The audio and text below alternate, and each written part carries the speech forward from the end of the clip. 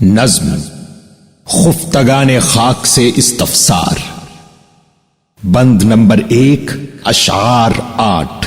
مشکل الفاظ کے معنی: خفتگان خاک، قبروں میں سوئے ہوئے مردہ لوگ۔ استفسار، تحقیقات، سوال و جواب۔ گیسو، زلفیں، سیاہ پوشی، تاریکی، منظر ہرما نصیبی، مایوسیوں بھری صورتحال۔ مہر روشن چھپ گیا، اٹھی نقاب روئے شام، شانہ ہستی پہ ہے بکھرا ہوا گیسو شام۔ یہ سیاہ پوشی کی تیاری کسی کے غم میں ہے، محفل قدرت مگر خورشید کے ماتم میں ہے۔ کر رہا ہے آسماں جادو لبے گفتار پر، ساحر شب کی نظر ہے دیدائے بیدار پر۔ غوطہ زن دریائے خاموشی میں ہے موج ہوا، ہاں مگر ایک دور سے آتی ہے آواز درا۔ دل کے ہے بےتابی الفت میں دنیا سے نفور، کھینچ لایا ہے مجھے ہنگامہ عالم سے دور۔ منظر ہرما نصیبی کا تماشائی ہوں میں، ہم نشین خفتگان کنج تنہائی ہوں میں۔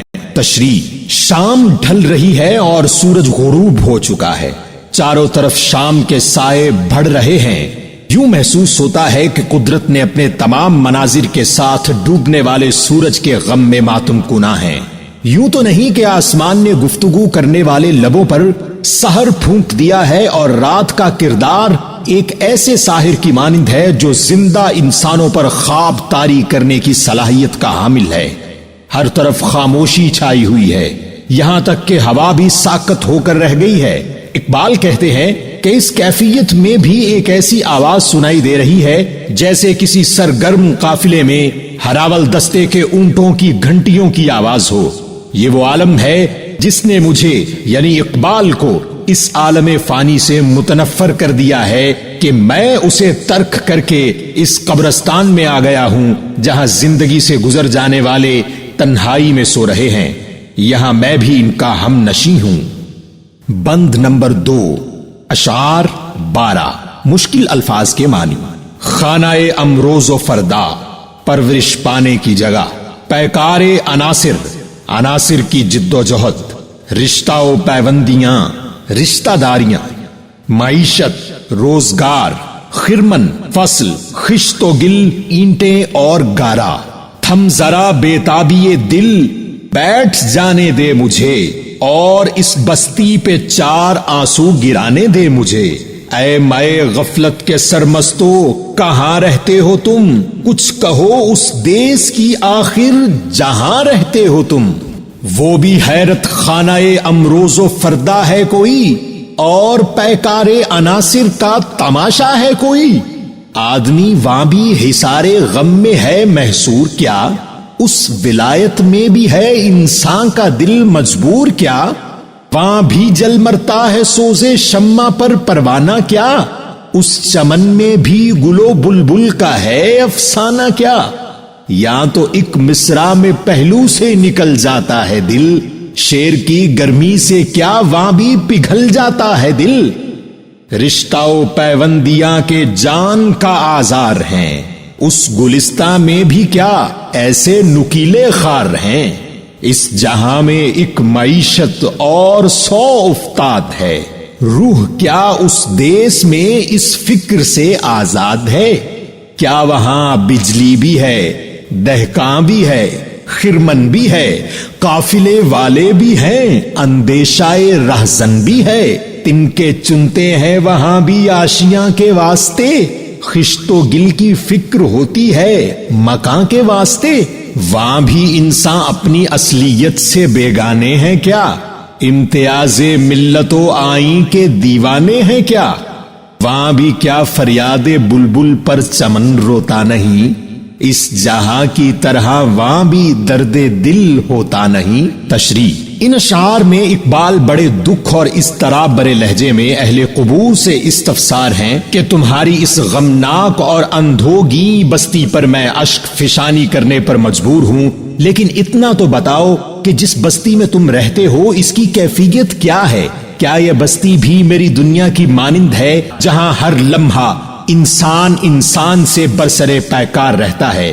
کیا یہاں بھی تم میری دنیا کے باشندوں کی طرح مجبور و معذور ہونے کے ساتھ ساتھ ہر طرح کی محرومیوں کا شکار ہو؟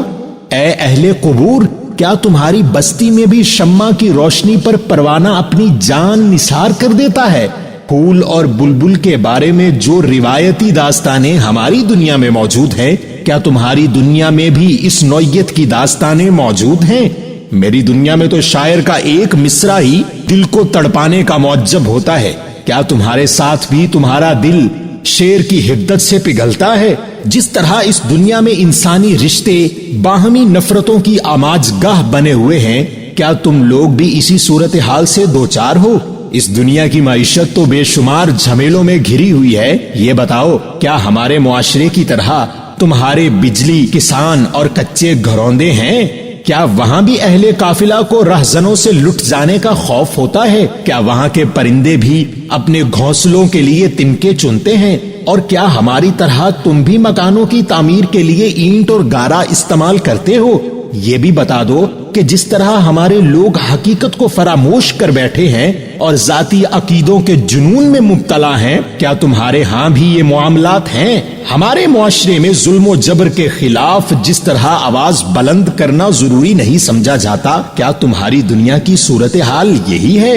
بند نمبر 3، اشعار 8، مشکل الفاظ کے معنی۔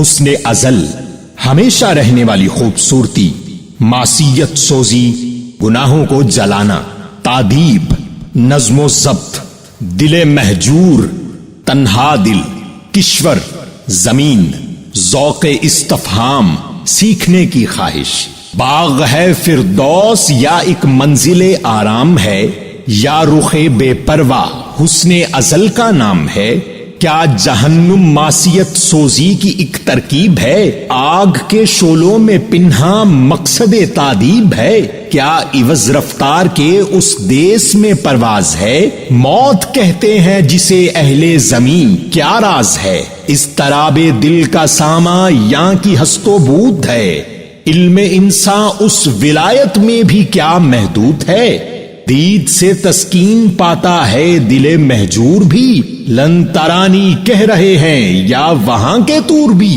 جستجو میں ہے وہاں بھی روح کو آرام کیا، وہاں بھی انسان ہے قتیل ذوق استفہام کیا، وہ کشور بھی تاریکی سے کیا معمور ہے، یا محبت کی تجلی سے سراپا نور ہے، تم بتا دو راز جو اس گنبد گرداں میں ہے، موت ایک چبھتا ہوا کانٹا دل انسان میں ہے۔